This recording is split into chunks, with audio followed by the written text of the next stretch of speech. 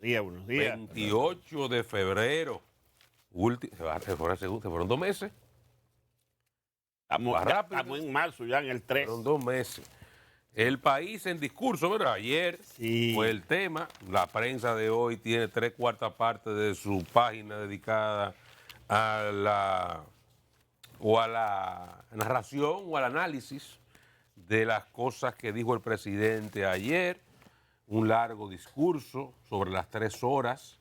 Es una tradición democrática, lo de ley, lo de constitución es entregar los libracos, como decía Dani la pasada semana aquí, las memorias, que como se llama oficialmente, el presidente está obligado a llevar la ejecución presupuestaria al Congreso a la apertura de la primera legislatura del año para que libere de la ejecución del gobierno central y como jefe de Estado en el año que concluyó, el año anterior. Ya lo del discurso es una tradición de la democracia. Sí. Como pasa en muchas democracias en el mundo, y a veces no democracia también, hay fechas especiales en las cuales los presidentes dirigen alocuciones a la población, a su pueblo, como líder de la nación, para darle su visión de las cosas. Yo me imagino que ese es el discurso, el equivalente al discurso del Estado de la Unión. Claro, y al que Putin dedicó en estos días también. Sí, o sea, sí. Xi Jinping lo hace también el Congreso chino, para decirle que son democracias y no democracias. Eso es algo que es tradicional en los liderazgos. Como es normal, como se espera, ¿verdad? Fundamentalmente, es un discurso en el que básicamente el tono tiene que ser optimista. Los presidentes van a esos espacios a presentar no solamente una rendición de cuentas, como estrictamente se quiere plantear, por eso hago la salvedad. La rendición de cuentas son los libros, los números, el discurso es tradición. Y no está obligado ahí a rendir cuenta de cada peso que gastó en un discurso. Eso no, quien lo enfoca así, lo enfoca equivocadamente. El presidente está allí dando una visión de su gobierno y del Estado de la nación de alguna forma. Y debe ser una visión optimista, debe presentarle a su pueblo, a la población, a la sociedad, que él le corresponde dirigir una visión que vamos bien. Porque si no, dígame usted, si el líder dice que esto está jodido, ¿qué hace uno? Pues entonces, lo lógico es eso. Entonces, lo primero es, el presidente cumplió a cabalidad ese papel, una visión optimista sobre lo que entiende es el estado del país, la situación que vive la República Dominicana. Él tocó cualquier cantidad de áreas.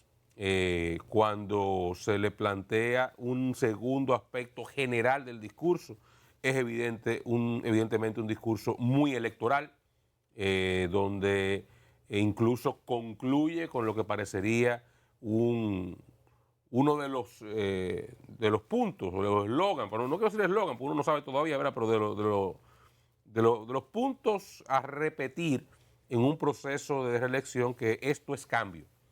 Ya presentando obras, presentando realidades y tratando de mantener, a pesar de que es continuidad, el cambio, que es algo de lo cual el presidente, imagino que estratégicamente, desde el punto de vista electoral, intentará mantener para no darle ese espacio a la oposición, que sería, digamos, el espacio natural del término cambio. Un discurso muy reeleccionista, muy electoral más bien, que estuvo matizado, y aquí voy al aspecto, digamos, del ambiente, por manifestaciones de todo el entorno. Al presidente le tenían preparado un recorrido desde la Sarasota con Lincoln hasta el Congreso Nacional, donde iban a presentarse, y estaban presentando allí manifestantes a cada lado de la avenida, con banderas, afiches, letreros, camisetas, pidiéndole 4 años más, de diferentes movimientos espontáneos, ¿verdad? Y bueno, la gente no vio la comilla que marqué con los dedos, porque la espontaneidad allí no se presenta. Eso se ve un poco manchado por Botello, de lo cual hablaremos más adelante, y su imprudencia. Y yo pienso que habrá tiempo para esos puntos, pero Botello ayer se pasó varias cuadras y ese movimiento del 30%, porque ya hay aspectos solemnes que usted no debe intentar manchar. Se generaron unas situaciones que fueron muy lamentables y que obligaron al presidente incluso a cambiar de ruta. Él le vio eventualmente en la avenida Sarasota hacer un giro en U cuando venía hacia la Winston Churchill y devolverse para tomar la Abraham Lincoln nuevamente, y entonces ya entrar por la zona de la feria, pero por la Abraham Lincoln, para evitar ese lugar donde era José Contreras con a Winston Churchill, más o menos donde estaban los líderes, tuvo que bajar por Correa y Cidrón y meterse por ahí atrás. El caso es que ya llegado al Congreso, ¿verdad?, se dieron los protocolos del lugar y el presidente entonces, luego de que Eduardo Estrella diera el discurso de él, también muy reeleccionista, vale la pena decirlo, incluso diciendo en un momento al finalizar, era el primer periodo, la tercera rendición de cuentas del primer periodo del presidente Abinader, o sea, ya hablando de que habrá un segundo. Sí. Luego le tocó al presidente y los aspectos, ya voy a los aspectos puntuales, desde el punto de vista general, ¿verdad?, que más el presidente enfatizó, y así lo señalan los análisis más primarios que va a traer la prensa, se centró mucho en resaltar los logros económicos, que es sin duda la principal muestra que puede ofrecer el presidente, no solamente los logros macroeconómicos puntuales, sino todo el discurso estuvo, aun cuando tocaba aspectos de diferente naturaleza, desde la producción agropecuaria, la energía eléctrica, el turismo, muchos otros aspectos también lo bordeó con una mirada económica. Sin duda creo que ahí hay un consenso incluso en la oposición que puede criticar aspectos de la inflación, pero elementos como la estabilidad macroeconómica, el crecimiento de la economía y cómo el país se ha mantenido a flote en momentos de crisis global y post-pandemia, creo que es algo que se reconoce aún a regañadientes los sectores de la oposición. Dentro de eso mencionaba el turismo, el presidente le dedicó un espacio importante a los logros alcanzados en materia turística, pero también a los nuevos desarrollos. En varias oportunidades se refirió a lo que va a pasar en el sur, arrancando aplausos de todas las bancadas, incluyendo parte de las bancadas de oposición. El aspecto energético, cabe resaltar que el presidente le dio mucho brillo a Punta Catalina, hablando de la eficiencia de la planta, un reconocimiento implícito, ¿verdad? Eficiente. Un reconocimiento implícito al pasado gobierno, porque sí, esa es una obra fundamentalmente que se realizó y se llevó a punto final por la determinación del presidente Medina de hacerlo. Contra toda oposición, incluyendo la del propio PRM, que se opuso todo el tiempo a la construcción de esa planta. Otra de las partes que más resalta la prensa y que también llevó muchos aplausos en la asamblea, en el salón de la asamblea, como era de esperarse, fue lo relativo a Haití. El presidente ahí embarcó varios puntos, desde el muro fronterizo, la seguridad, la defensa, ¿verdad? Sí. Le dio mucho bombo a la parte de defensa, a lo que ha invertido en equipamiento militar, y ciertamente yo, que no sé si algunos de mis compañeros lo hicieron, ustedes en su casa, pero yo vi parte del desfile de ayer en televisión y la verdad es que tenía muchos años que no lo veía, pero fue interesante ver bonito, sí, el despliegue de equipamiento y de armas, barcos, aviones, helicópteros que tienen las Fuerzas Armadas, blindados. La verdad es que se vio bastante bien equipada nuestra defensa. Entonces el presidente recorrió toda esta parte y es relativo a la posición de República Dominicana hacia Haití, llamó a un gran pacto nacional, reiterando que no habrá ni puede haber solución dominicana a la crisis haitiana, que eso tiene que ser un aspecto que aborden los haitianos y los países responsables en gran medida de esta crisis, o los que más responsabilidad y poder económico tienen para abordar una posible solución. Arrancó aplausos de todo el mundo en ese momento, aprovechó el momento para llamar todo al liderazgo nacional a un gran pacto que no tiene que ser público, decía, puede ser, no tiene que ser un acto, puede ser algo que simplemente ya comunicación y que se sienta consenso, el consenso más amplio sobre las políticas hacia Haití. Creo que ese llamado... Es la segunda vez que lo hace. Es la segunda vez que lo hace y creo que es correcto el llamado, creo que lo enaltece a él como líder. Simplemente entiendo que luego del llamado no vaya la comparación, porque entonces hay desluces.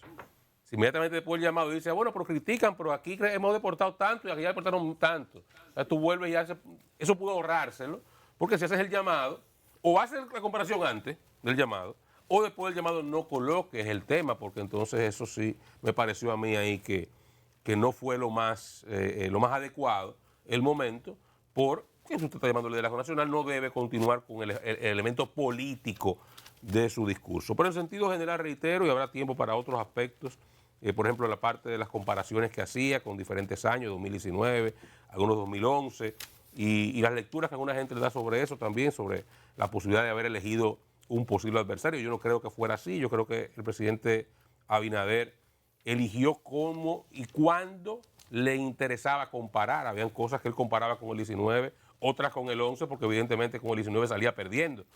Sí, por ejemplo, yo le calculé, él hablaba del pollo index.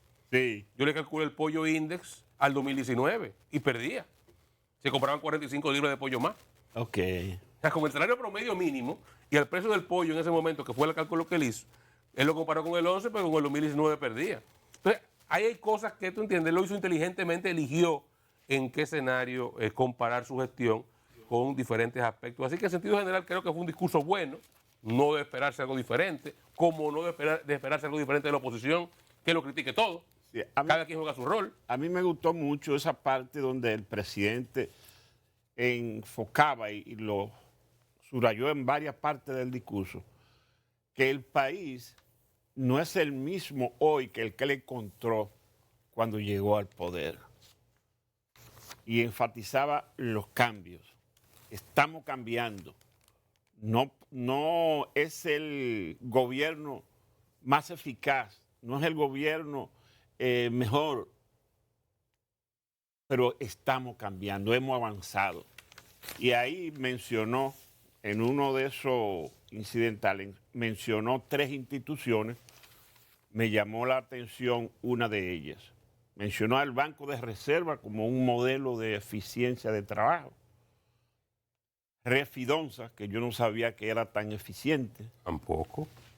Y mencionó a Catalina, ahí fue que mencionó a Catalina, la más eficiente de la planta. Me sorprendió el dato de Refidonza, que $2 millones, dijo el presidente, pasó a ganar 60. Sí, sí, sí. Bueno, yo saludo por allá los muchachos. Jóvenes, buenos días, buenos días. Buenos días. Buen día, compañero. Gustavo. Nosotros estamos aquí, escuchando esas ponderaciones de los compañeros. Exacto. No lo iba a hacer, pero la iba a hacer, pero quería ponderar sus saludos. Estoy esperando sus ponderaciones para nosotros hacer las nuestras. Exacto, pero valía el saludo, ¿verdad? Muy agradecido, gracias. Bien. No, ahorita cuando enfocaron solamente de Gustavo. No, estábamos aquí. No, él estaba aquí, se fue a... Sí, Dele para allá. Estaba en el maquillaje. Dele No, para allá. buscando un cafecito con Manota, que lo ascendieron ayer. Aquí nos llega el café temprano, ¿te oye? ¿Y dónde está el café? Ay. Pídalo ahí, miren. Mírenlo aquí, No, está bien, nos ganaron, no hay problema. No hay problema. Madrugaron con el café. Mira, para mí uno de los mejores días que ha tenido el gobierno del presidente Abinader, pasando balance, fue el día de ayer, por el resultado de su discurso. Un discurso que tuvo una connotación, en primer lugar, hizo rendir cuentas, porque el tono de su discurso fue enérgico. Mostró una seguridad increíble, haciendo las pausas, las inflexiones, mostrándose con dominio del escenario.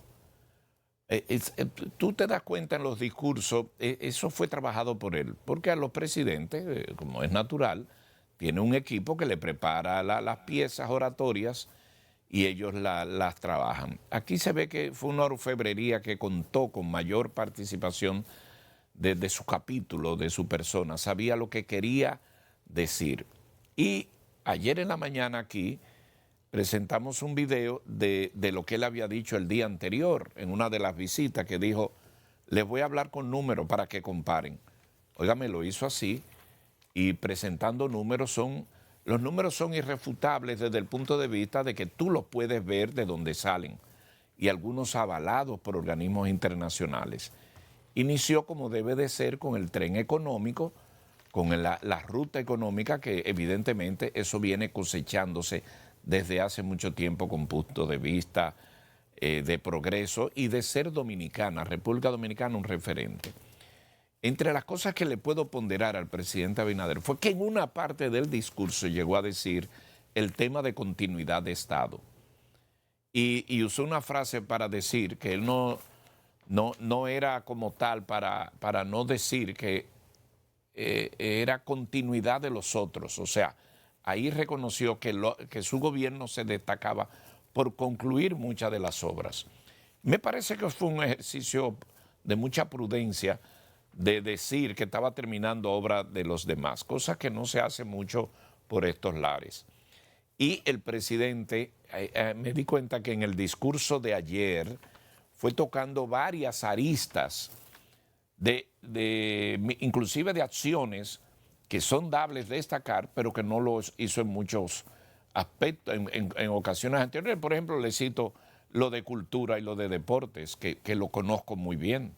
Ha habido momentos que teniendo logros que exhibir no se mencionaban por un asunto de ubicación de los temas privilegiados. Entonces, por eso duró 2 horas y pico, haciendo énfasis en 3 horas. Llegó a 3 horas por haciendo énfasis en una serie de rendición de cuentas. Ahora, donde confieso mi emoción, confieso mi aprobación, fue con el tema de Haití. No solamente por el cuadro de energía que mostró la firmeza, sino por la seguridad que habló y su convocatoria a un pacto nacional. Porque el tema de Haití no se puede relajar. Y no perdió tiempo para decir que él puede mostrar con hechos que ha sido el que más atención ha dado a ese tema. Pero de ahí yo tomo haber pedido un pacto nacional, un pacto que enfrente ese problema sin politiquería. A veces uno dice los presidentes deben dar sobre la mesa. Y creo que sí, creo que lo hizo. Eso fue lo que yo más aplaudí. Yo me siento satisfecho de esa parte. Dicho sea de paso, era la que más esperaba. Porque ese tema de Haití viene siendo sometido a esta nación a una presión insoportable, impresionante y abusadora de organismos que muy bien le respondió el presidente Luis Abinader. Las decisiones aquí las tomamos nosotros. O sea, le habló en español con firmeza y con energía. Yo pienso que ahí sacó todos los méritos posibles y recibió el apoyo y el concurso de los presentes. Y por demás, la identificación de una serie de aristas que vinieron a poblarse de contenido de rendición de cuentas. No me dejó de llamar la atención. Repitió una novedad que no es la primera vez, pero invitar, como se hace en otros lugares, en otras naciones, a diferentes personas del pueblo, desde pescadores, agricultores, estudiantes, enfermeras, que estuvieron presentes y que le rindió un homenaje pidiendo un aplauso a algunos de ellos y presentándolo. Yo creo que en términos generales, cuando usted pasa balance al discurso, obviamente yo entiendo, celebro que fue una buena pieza, que fue bien pronunciada, que fue casi completa y que en términos generales puede exhibir esos logros, que es cuando le toca. Esas imágenes que están viendo ahí, la solemnidad y todo lo que allí se presentó, fíjense que yo no pierdo tiempo en cualquier tipo de incidente que ocurrió, porque hay gente que lo hacen para eso. No.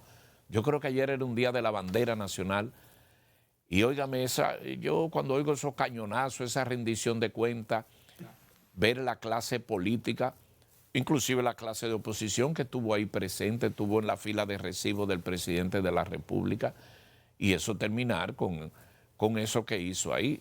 Hizo alusión a la victoria, estuvo tan al día el presidente, hizo alusión a la victoria del baloncesto en la noche anterior, que todavía... Se puso un huevo.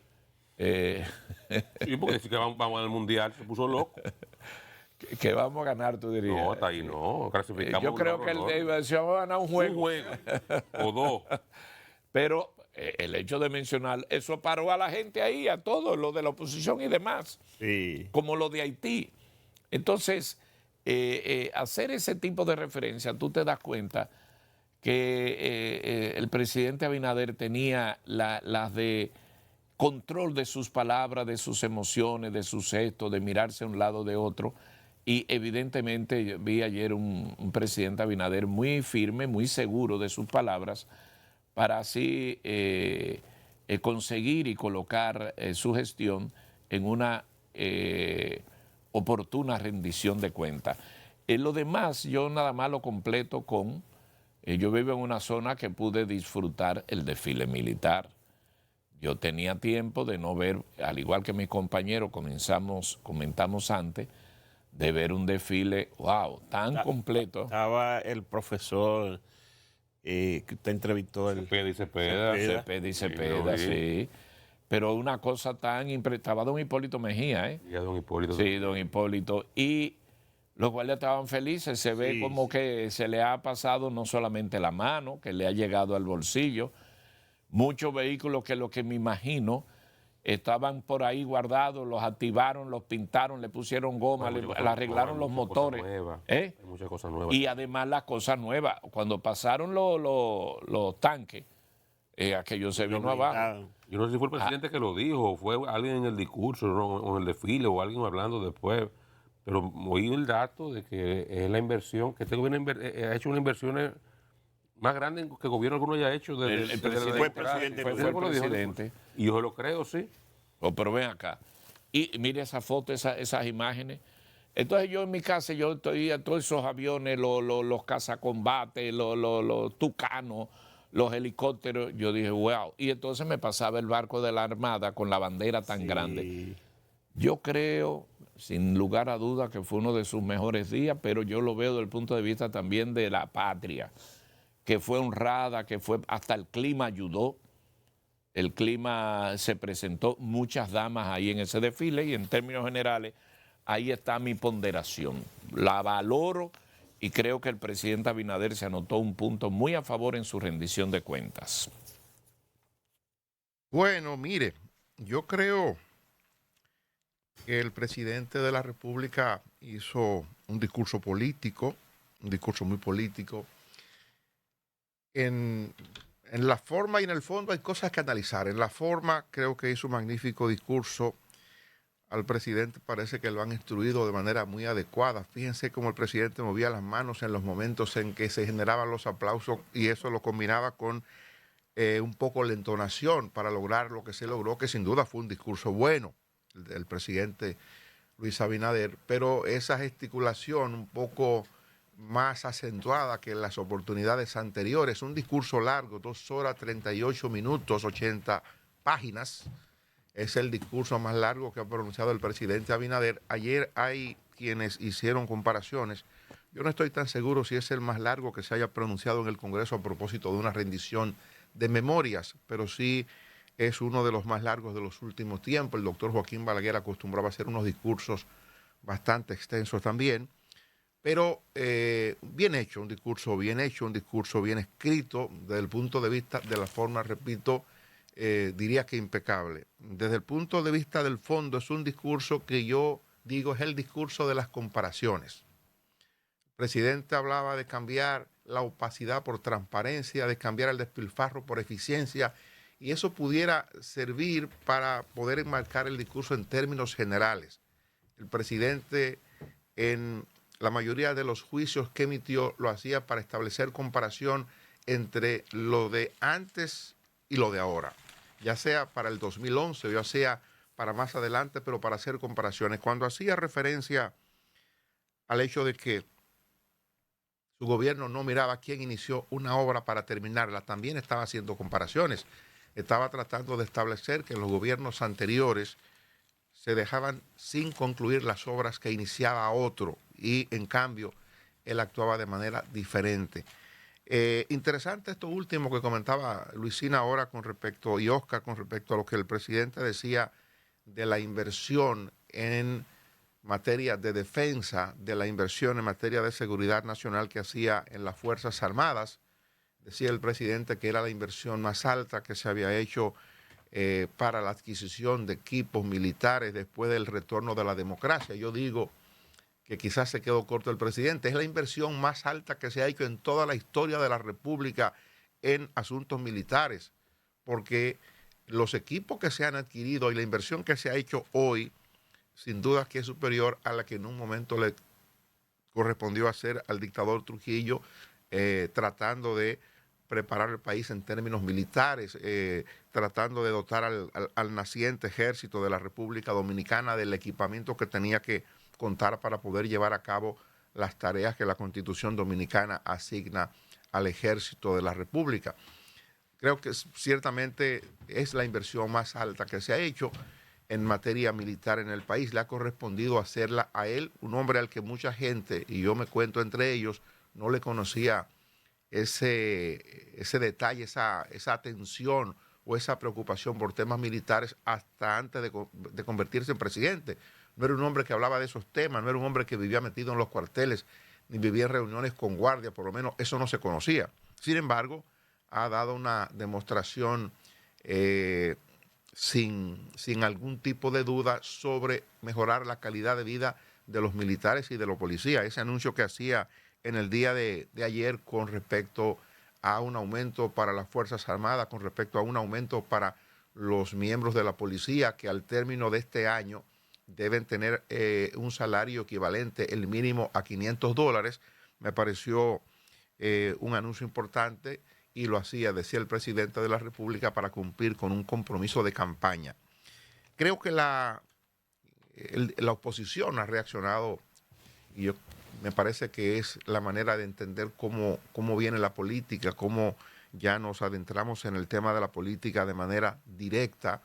La forma en que la oposición ha reaccionado al discurso del presidente ha sido virulenta, como tenía que ser por el tema de la política. Repito, el presidente del Partido Revolucionario Dominicano, delicadamente llamando al presidente mentiroso cuando decía que la realidad desmiente al presidente en cada una de las afirmaciones que hacía para tratar de establecer mejoría en las condiciones de vida de los dominicanos, tratando de destruir el discurso del presidente con respecto al asunto de la inflación y a las comparaciones que el presidente hacía para la adquisición de carne de pollo, por ejemplo, para la adquisición de arroz o de habichuela. El partido Fuerza del Pueblo por igual, los congresistas de la Fuerza del Pueblo leyeron un documento donde atacaron de manera ácida el discurso del presidente, y justamente lo hacían en la misma dirección de la inflación y de los precios hoy de los principales componentes de la canasta básica del país. Creo que en términos generales no dejes al PLD, bueno. Dani, Abel. ¿Decía? No dejes al PLD y a Abel, que también respondieron ayer formalmente. Perfectamente. Ayer vi a Abel vestido distinto, no con la camisa que ha estado haciendo campaña, sino en traje y corbata, respondiendo al discurso del presidente Abinader, y lo hacía en los mismos términos. Parece que el filón o el detalle que la oposición ha determinado que pudiera ser más vulnerable en el inicio de la campaña o en el desarrollo de la campaña, que ya inició hace tiempo por la presidencia de la República o por el control del gobierno, se ha centrado justamente en la parte de la inflación y en lo que tiene que ver con esto, con los precios hoy de los artículos de consumo básico, con los precios de la carne de res, del pollo, del arroz, de la habichuela. Son elementos coincidentes en los tres discursos de los tres principales partidos políticos del país. Es el discurso del PRD, es el discurso del PLD, ayer es el discurso de la Fuerza del Pueblo. O sea, los tres partidos se centraron a atacar la parte de la inflación, la parte de los altos precios de los artículos de consumo básico en la canasta familiar. Me parece que el presidente está claro en que ese es un elemento importante con el que va a tener que lidiar durante el desarrollo de la campaña, y por eso el presidente hacía énfasis en esos elementos, por eso las estadísticas que daba. Hay, por ejemplo, por eso digo que fue un discurso muy político del presidente. Hay un elemento que el presidente citaba, y es la convocatoria del Comité de Salario para revisar el asunto de los salarios mínimos en el sector privado, y dice que el gobierno tiene una propuesta de aumentar el salario mínimo a niveles superiores a la inflación que tenemos hoy día. eso es un asunto político, evidentemente, que yo no estoy tan seguro que pueda hacerse por el hecho de que eso tendrá que ver con la situación particular de las empresas medianas y pequeñas del país, porque no es verdad que si una empresa mediana o pequeña no soporta un aumento por encima del nivel de inflación al salario mínimo, no es verdad que eso se va a producir, a menos que el gobierno quiera el cierre de más del 50% de las empresas pequeñas y medianas que no puedan cumplir con ese requerimiento. O sea, es un asunto complicado en el que el presidente se metió, quizás con la emoción del momento o con la emoción al escribir el discurso, pero es un tema que eso hay que tomarlo con un grano de sal porque no depende de una voluntad del presidente, no depende de una voluntad del gobierno, depende de una realidad que vive la República Dominicana. El discurso creo... En ese punto, Dani, si me permite, por favor.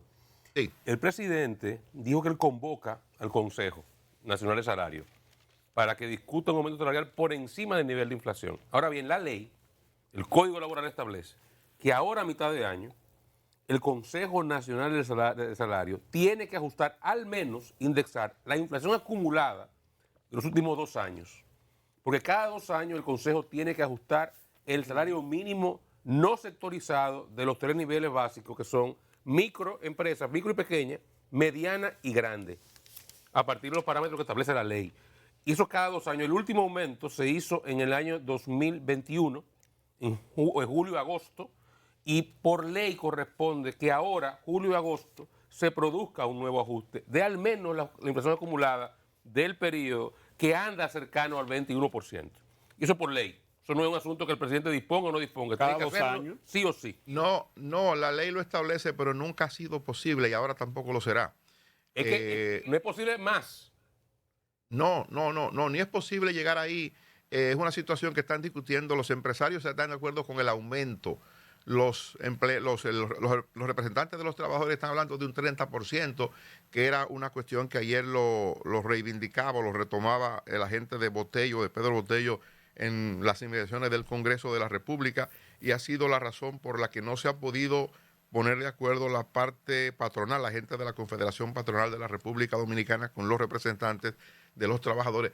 Yo no creo que sea posible en los niveles, digo, por lo que estoy viendo, ¿verdad? Y porque justamente uno de los temas que ha trabado esto es porque hay el reclamo de las pequeñas y medianas empresas que para poder cumplir con lo que la ley establece tendrían que o hacer despido o tendrían que cerrar. Por eso es un asunto de realidad. Vamos a ver qué ocurre entre lo que la ley manda y lo que es posible. O sea, no es la primera vez que la ley manda cosas que después determinamos que no es posible llegar a esos niveles. Creo que es una parte que habremos de ver. No falta mucho para que veamos si es posible hacerlo como la ley manda, como el presidente quiere.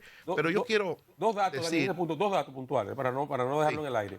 Siempre piden más las centrales de lo que la inflación entiende acumulado. Sí. Y siempre... Porque hay que negociar después de... Y siempre los patronos están dispuestos a dar la inflación acumulada. Pero recordando, claro, que la inflación tiene muchos años controlada. La inflación acumulada siempre era 7, 8, 9, 10 en 2 años. Este año es diferente y posiblemente esos escenarios que tú planteas tengan un espacio diferente de discusión. Mire, yo quiero citar para que veamos cómo son las cosas, ¿verdad? Porque la oposición ha hecho su trabajo y no había que esperar que fuera diferente. El presidente ha hecho su mejor esfuerzo para pintar un escenario de entusiasmo y yo soy de los que cree que el país va bien. Claro, yo quisiera que la gasolina estuviera un poco más barata, yo quisiera que cuando vayamos al supermercado los precios sean distintos, es lo que uno quisiera, es lo que uno aspira para que el dinero le rinda, ¿verdad? Pero hay situaciones, el presidente trató, y creo que lo hizo, de describir la situación que tenemos hoy día, lo que el gobierno ha estado empujando. Habló, por ejemplo, en ese contexto que yo cito del discurso de las comparaciones de lo que ha significado para reducir la deuda de 61 a 59%, una tarea que se atribuye dentro de la gestión suya del manejo de la economía.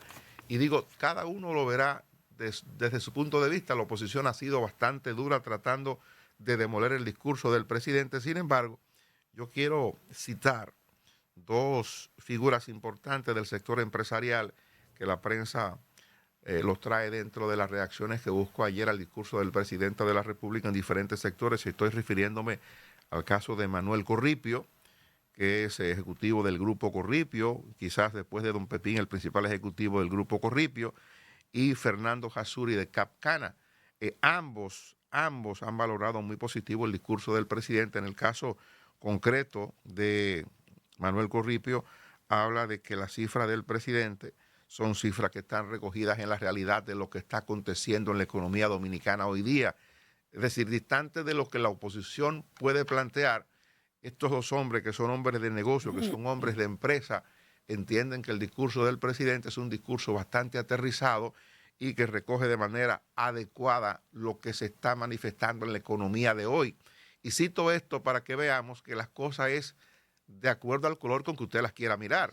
Bueno, son mentiras el discurso del presidente para la oposición. ¿Es mentira que tenemos precios controlados o es mentira que el poder adquisitivo no se ha devaluado tanto? ¿Es mentira que el peso se ha apreciado?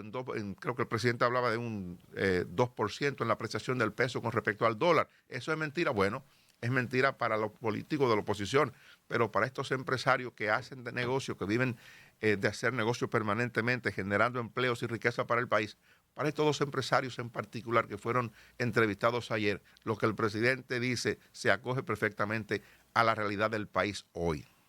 Bueno, sin duda es que un Luis Abinader totalmente diferente a su primer discurso, ¿no? Ahora con una seguridad y un dominio escénico totalmente controlado, contrario a lo que veíamos en su primer discurso, y es normal, por la experiencia. No es lo mismo un año que 2 años y medio o 3 años.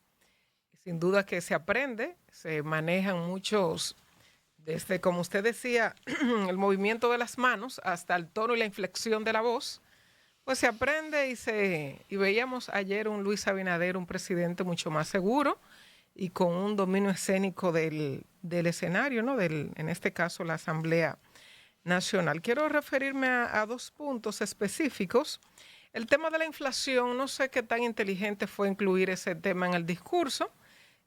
Un tema que, si bien muchos dicen que une a la oposición, no creo, para mí no es el factor más importante, sino que la población sabe que los productos de la canasta familiar están más caros que en el año 2019 o el 2022 o el 2021, que son los años más recientes, no el 2011. Bueno, hacer una comparación con el año 2011, a la población eso no le gusta porque entienden que no los están aterrizando en la realidad. La realidad es que los productos de la canasta familiar y todo el que va al mercado o al supermercado sabe que están más caros que hace un año o que hace 2 años. Que sea la culpa de este gobierno, del presidente Luis Abinader, bueno, no lo creo. No pasa exclusivamente solo en nuestro país, solo hay que ver el escenario internacional, pero de que están más caras las cosas, están más costosas. Refería hace unos días aquí que el arenque, por ejemplo, que antes de hecho se cocinaba escondido porque nadie compraba eso, o era algo que simulaba o indicaba pobreza en el hogar, el hogar donde se cocinaba, pero es muy rico. Ahora usted comprarlo en el supermercado fácilmente, 1 libra o menos de 1 libra le cuesta 400 o 450 pesos, visto en el supermercado, o sea, no inventado. Entonces la gente, ese tema quizá a la gente le irrita un poco. No creo que haya sido buena la estrategia, o sea, de tomarlo como un tema para hacer referencia de manera directa en el discurso. No creo que haya sido un punto importante ese tema de la inflación, que es una realidad. Él se refirió de manera directa al tema de San Juan, a la provincia. Hablaba del proyecto San Juan. Creo que es coherente el presidente cuando vuelve sobre el tema, porque había declarado cuando llegó al gobierno en emergencia la provincia. No creo que haya sido necesario en ese momento, pero bueno, el gobierno declaró de emergencia a San Juan. Entonces, ahora se refería el presidente a la producción agrícola de San Juan. Llamaba a los productores no solo a enfocarse en el tema de la siembra de habichuelas, y se refería al tema de la producción de tabaco, que está teniendo un gran auge allá en la provincia. En las matas de Farfán hay muchas personas, muchos empresarios sembrando tabaco, pero recordarle al presidente, o sea, que la política agropecuaria la define el gobierno, no deberían hacerlo los productores de manera particular o individual. Debe trazarse una línea de qué se necesita que se siembre. O sea, es cierto, Los productores sanjuaneros no solo deben enfocarse en la siembra de habichuelas, la tierra a veces hasta se cansa de un mismo producto, pero esa política debe trazarla el gobierno en orientación a los productores de San Juan o de cualquier punto del país. Hablo en este punto porque él fue muy directo con San Juan y se enfocó en vuelve sobre el tema, y creo que es importante para la provincia que el presidente esté pendiente de qué sucede allí, de qué quieren los agricultores, de qué hay que sembrar. Nosotros somos el primer país exportador de tabaco en el mundo, entonces, pero hay que delimitar las políticas agropecuarias. Eso le corresponde al Ministerio de Agricultura. Deben hacerlo para orientar a los productores y no dejarlos que ellos siembren. No, bueno, se siembra siempre arroz, pero hay que ver qué está siendo efectiva la producción, qué otros productos pueden sembrarse que no lo estamos haciendo y que dejarían más beneficio a esos productores. En sentido general, creo que fue un gran discurso. La oposición siempre va a pasar lo mismo, como hacía el PRM antes, de decir lo que dice la oposición, que le toca hacer oposición en el día de hoy. O sea, son temas repetitivos que no asombran, pero me refiero a estos dos puntos porque los considero importantes. O sea, que a la gente de San Juan, a los que tienen tierra, que vean el interés del presidente y de estos empresarios que andan buscando terrenos para sembrar tabaco en la región, y que ya hay tabaco ya de la región, hay tabaco de San Juan vendiéndose y exportándose y vendiéndose allá en la provincia. Mira, sobre algo que tú señalas, Johanna, yo estoy totalmente de acuerdo contigo. Y un poco utilizo una frase que Dani utilizó hace un momento. Siendo este un discurso de las comparaciones, yo creo que el presidente Abinader, cuando va a comparar o cuando vaya a comparar el tema de la inflación y los altos precios de la canasta básica, no debe irse al pasado dominicano, sino a la región. Establecer un problema global. ¿Cómo lo hemos manejado nosotros? ¿Cómo lo han manejado entonces otros países? ¿Y cuál es el resultado en otros países? Porque eso que tú señalas es así. O sea, no hay forma humana de tú con un dato al 2011 desmentir una realidad. La gente está comprando más caro en el supermercado, en el colmado, en los mercados. Todo se ha encarecido. ¿Es producto, como tú bien señalabas, del gobierno? No todo, muy por el contrario. Yo creo que el gobierno ha estado de forma medianamente eficiente el tema de la inflación general. Ha manejado mejor económicamente el asunto, lo ha llevado, incluso mejor que la FED. Aquí se está manejando el Banco Central en materia de interés e inflación y ha controlado la situación, que es un problema global y que es el resultado de los incentivos macroeconómicos que se dieron en la pandemia y pospandemia para que las economías del mundo no colapsaran. Bueno, eso tiene un costo que se está pagando en inflación. Y ha habido un proceso de manejo en todos los países del mundo. ¿República Dominicana lo ha manejado bien en comparación con los otros? Yo creo que sí.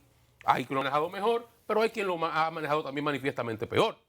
Nosotros lo hemos manejado relativamente bien, pero hay un impacto en los precios de los alimentos básicos, la canasta básica de la gente. En todas partes del mundo, sí, pero aquí no importa. Entonces, que el presidente va a comparar con el pasado, no importa si el 11, el 19, el 21, no le va bien en ese ambiente. Ahí no le va bien. Él tiene otros lugares en los cuales él puede compararse y le puede ir mejor. Ahí que se compare con los pares de la región, pero no con el pasado, porque ahí la gente no entiende eso. Y dice de pollo, que el 11, que no, la gente no sabe eso que dice Johanna, que el arenque pagaba 200, pagó 400. Sí. Que la libra de aceite la pagaba a 25, ahora la pago a 50. El huevo, por ejemplo. El huevo, que lo compraba a 5, no lo compro a 10. Pero, ¿me entiendes? Entonces hay una realidad que trasciende cualquier retórica. Y ahí el presidente lo que tiene que hablar de eso que Dani decía, aumento salario, vamos a ver qué hacemos, vamos a manejar por aquí, por allá. Pero la comparación pierde, no le conviene. De hecho, hay un diario que trae un reporte de entrevistas así en los barrios y lo que reportaron es, sí, está bien, pero se refirieron exactamente eso, a la seguridad y el tema de los precios que están más caros. Eso es innegable. Sobre todo el elemento de la canasta básica. Miren, cosas que uno no necesariamente pensó que se iban a tocar ayer. Estoy entre los que no sorprendido, pero saco como balance. Porque todos los ministerios recibieron sus pruebas, sus detalles, y miren lo que me refiero. Yo pensaba que ya estaba para el olvido, estaba en archivo el tema de la carretera del Ámbar. Bueno. Don Freddy, que usted no habla de eso. Y el presidente dijo que en 45 días se lanza la licitación Eso fue la primera obra que y que anunció no cuando tendrá llegó al poder. peaje sombra. Tengo que verlo. Entonces, número uno, de lo que yo vi ayer Tranquilo, de detalle. esperando a ver. Interesantísimo y para aplaudir. Cuando sacó de la chistera el tema de los arroceros, que aunque eso es para el 25, le dio garantía a los arroceros de un tema que viene ahí desarrollándose con mucha preocupación y la creación de una comisión para ir trabajando este tema de los arroceros por el tema de Erecafta. Lo de la eficiencia y asumirlo de Punta Catalina, que ustedes lo citaron, Sí. y presentarlo como una empresa de capital público ya y su nivel de eficiencia. Presentar los consultores del tema fue guapo el tema de la policía. Ahí estaba Vila, el Ahí español. estaba Vila, más Luquien asustado. No, yo no sé. y yo dije, oh, o sea, Valiente el presidente. exactamente. Que yo no entendí. Y lo llevó y lo presentó. Un funcionario de esos chiquitos que no se ven, Alice, chiquito. no, es Garceli, el de los comedores económicos. Ese baraonero salió ayer, yo me imagino que ni durmió de lo feliz que estaba. Oh, yeah. Por el tema de la cosa. Y la cocina y los ministros, comedores. evidentemente, muchos de ellos fueron citados. Samuel Pereira estaba, nada más Feliz, nada más le Samuel. faltaba por esas ponderaciones. Y Aguilera. Y Aguilera, esas dos instituciones, porque ya los ministerios que lo fue citando y se veían sus logros y salían en pantalla, evidentemente eran ministros que esa era la tradicional rendición de cuentas. De manera que veo aquí esto de lo de Monte Grande. Yo vi las imágenes que presentaron mientras el presidente daba el discurso. Él citó que está en un 92%. Bueno, si está en un 92% y yo vi la edificación y como tal, evidentemente que este año se va a inaugurar. Olmedo. No, él le puso fecha, lo dijo en julio. Él lo repitió, lo dijo antes, el día después que él lo dijo aquí, el fin de semana que fue la presa, Olmedo Cabe estuvo aquí Sí. y explicó ese 92. Lo explicó. O sea, es el 92, pero no es el 92, es obra gris, Sí. es obra física. O sea, eso es el año que viene, si llueve mucho, vamos a ver ya el embalse funcionando. Y aclaró, el llenado del embalse dura 6 meses. Si llueve. Si llueve. Y entonces falta todo. Ahora que están diseñando los canales, ahora que están estableciendo los mecanismos para la generación, o sea, ahí falta mucho. Él seleccionaron lo que le convenía. En la parte del Ámbar, esa carretera no hay un estudio. No, él anunció que estaba listo ya. No hay un estudio que le dé viabilidad económica sin un peaje sombra. Y nadie mete un peso del sector privado en una obra así si no hay una garantía de algún modelo. Él dijo que va a generar un modelo innovador de financiación. Yo me voy a sentar a peaje verlo. sombra. Porque ojalá si lo encuentran, seremos un modelo en el mundo. El peaje sombra, que aquí se demonizó y el presidente todavía ayer cometió el error de continuar demonizándolo, es un modelo establecido en toda parte del mundo. Otra cosa es que en la carretera de Samaná, me refiero en toda parte del mundo para concesiones viales de esta naturaleza o alianzas público-privadas de esta naturaleza.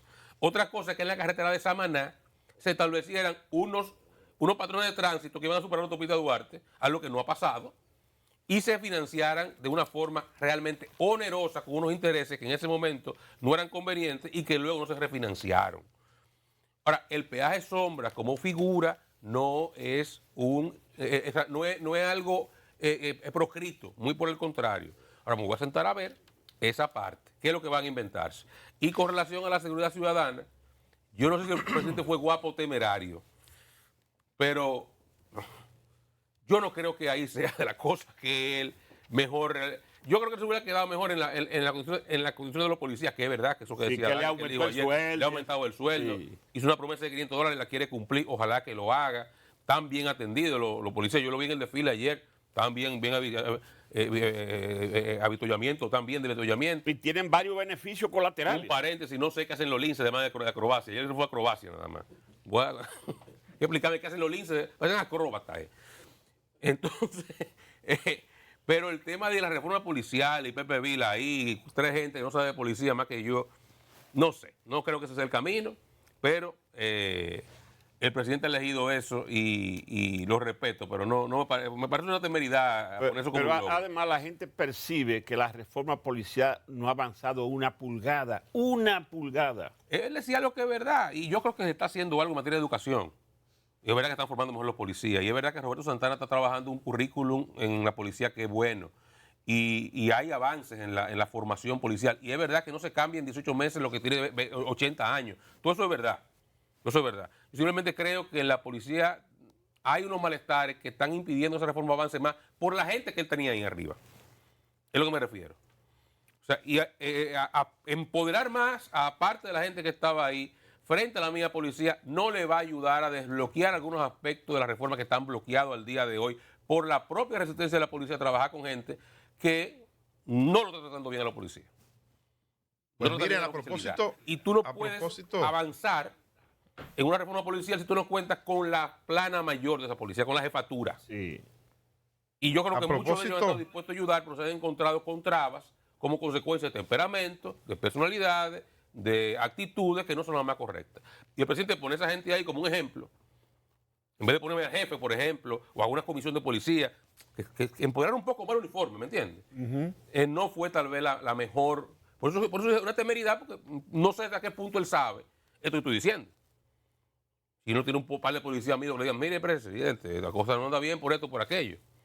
¿Se entiende? Pero yo creo que en referencia a eso, no es que las reformas que estén caminando esté todo mal. Yo creo, y lo he dicho, que aspectos de esa reforma yo la apoyo y creo que son buenos. Y por el camino que se está tomando podemos tener avances. En un periodo relativamente corto, no inmediato, pero relativamente corto. Ahora tiene que resolver otros aspectos de gente que le ha dado mando cuando debió dejarlo como asesores. Y han tenido mando ahí que tú lo ves, me cuentan que la policía manda más que nadie. O sea, que pisan más duro que todo el mundo. Y si son civiles, son civiles. Y ven con indiferencia a lo demás. Y con desprecio. Sí. Con desprecio. Bueno, en algún momento, ahí, de entrada es un ladrón. En algún momento conoceremos más sobre eso, pero hay muchos rumores sobre la manera inadecuada en que se están manejando cosas desde la consultoría o la dirección de la Policía Nacional. El comisionado. Hay temas con el comisionado, hay temas con personas vinculadas, con damas vinculadas al comisionado. Es un asunto que va a trascender en cualquier momento y que el país se va a llenar de mucha vergüenza. Pero bueno, eso llegará a su tiempo. Creo que la policía necesita ser empoderada. Eso que tú dices, Oscar, es un discurso que yo tengo. El director general de la policía y los policías deben sentirse empoderados y deben sentir orgullo. No puede ser que un civil cualquiera, dominicano o extranjero, llegue a maltratar a la oficialidad que durante tantos años ha estado formándose y aportando para la policía. Eso no puede ser. Y eso ocurre penosamente. Por eso digo, en algún momento eso va a explotar.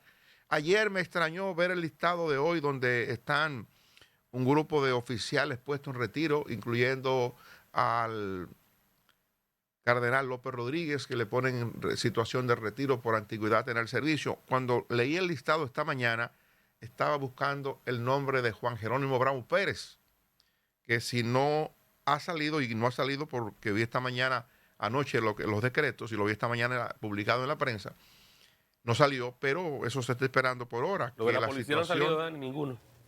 Bueno, debe ser, sí, es cierto, la policía, estamos hablando del ejército y de la Fuerza Aérea, creo. Lo de la policía no ha salido, pero se está esperando por hora la puesta en retiro del general Juan Jerónimo Brown Pérez a partir de aquel incidente en el que él discutía con Pepe Vila, que es el comisionado para la reforma de la policía por el tema del software.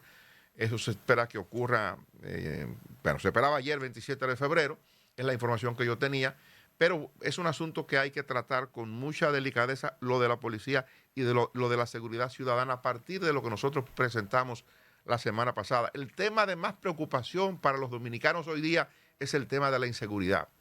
Y si ese es el tema que más preocupa a los dominicanos por encima del resto de los temas, pues claro que el presidente del gobierno tiene que prestarle la mayor atención.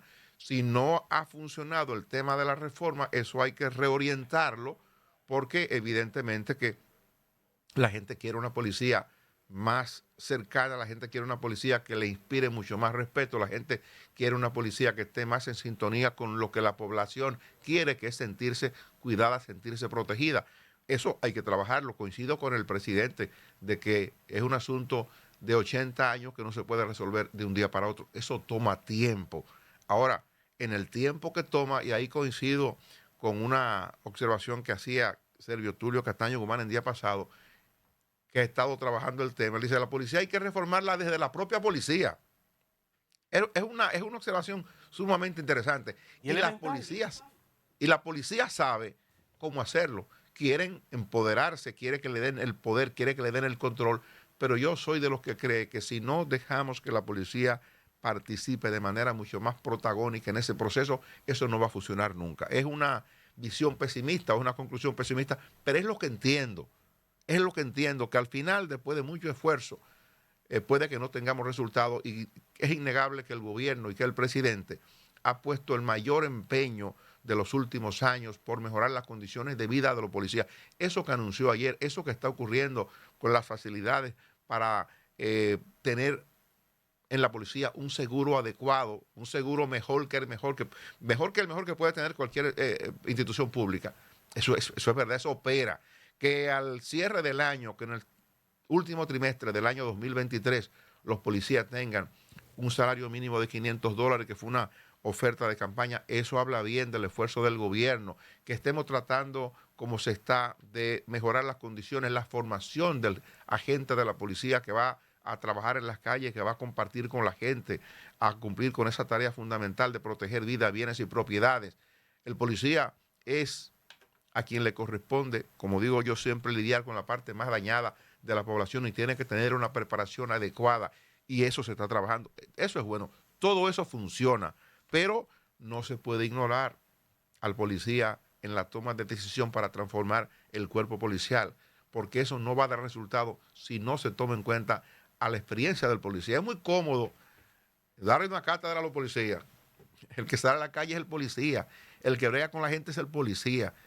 Ese es el que sabe los momentos que se le presenta cuando tiene que participar, como ayer, para tratar de disolver un tema con la gente de Pedro Botello, que quería entorpecer el equipo, la cápsula presidencial que iba al Congreso de la República. Algo que la prensa ha comentado de manera, creo que un poco tímida. Pero Pedro traicionó al grupo. O sea, Pedro dejó al grupo solo, que él llevó y fue a abrazar al presidente cuando llegó cuando llegó al Congreso. Pero mire, Hubo un tema también con la seguridad del presidente. Si ustedes saben que el presidente llegó tarde, llegó 10, 12 minutos después. Siempre llega temprano el presidente, de hecho antes, y llegó 10 o 12 minutos después. No sé, creo que falló la seguridad del presidente revisando la ruta que tenía programada. No sé si no revisaron o no sabían que estaba esta situación de esa manifestación, pero Pedro dejó el grupo con piedra en manos y se fue a abrazar al presidente cuando llegó al Congreso. No, porque Pedro tenía que estar en la línea de recibo. Pedro Botello estaba en la comisión de congresistas que estaba en el Congreso, en la línea de recibo, para darle los saludos, la bienvenida al jefe del Estado. Él estaba ahí con su casco amarillo, pero estaba ahí donde tenía que estar. Bueno, los seguidores suyos estaban. Su reelección, Botello, con eso. Y la tiene segura, quiero decirle, conozco encuestas donde Pedro Botello sale en primer lugar allá, en Romana. La tiene segura. Su porquería de diputado. La tiene segura. Ahora bien, en cualquier país del mundo, esas cosas de los jefes de Estado se respetan, esas rutas se cubren, claro, se blindan. Hay de aquel, yo recuerdo, he contado aquí una experiencia que viví en Francia, en una de las cumbres esta del presidente a la que yo he participado, en un momento en que a la cápsula de un presidente invitado, ni siquiera era el presidente de Francia, trató un intruso de ponérsele, quizás sin darse cuenta, la cápsula del presidente, casi arrolla el carro que se le metió en medio y casi matan al conductor. Con eso no se juega.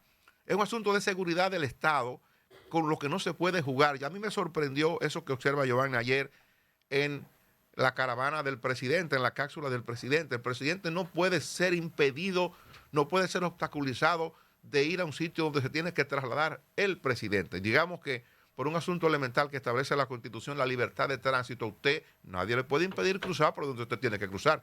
Las vías son públicas, las vías deben estar despejadas para la circulación de cualquier ciudadano. Usted puede hacer una manifestación, eso no se le prohíbe, pero también usted tiene que respetar el derecho del otro.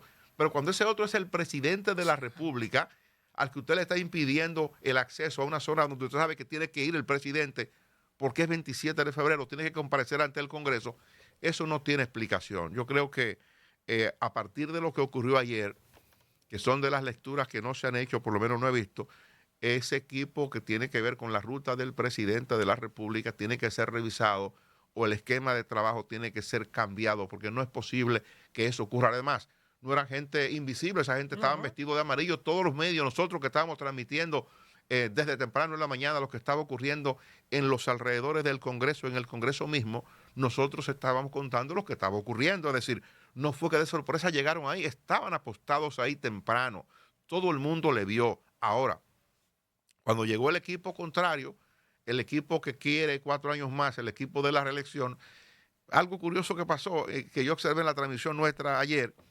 resulta que un diputado de la oposición llegó a acompañar el grupo de Botello para decir que qué era lo que estaba ocurriendo, por qué querían agredir el grupo, si eso lo habían hecho incluso también en el gobierno de Danilo Medina. Pero cuando el diputado se percató que estaban llegando un grupo de oficialistas al lado donde él estaba hablando, el hombre se fue disimuladamente yendo hasta que se escurrió de la cámara y se salió y dejó de hablar.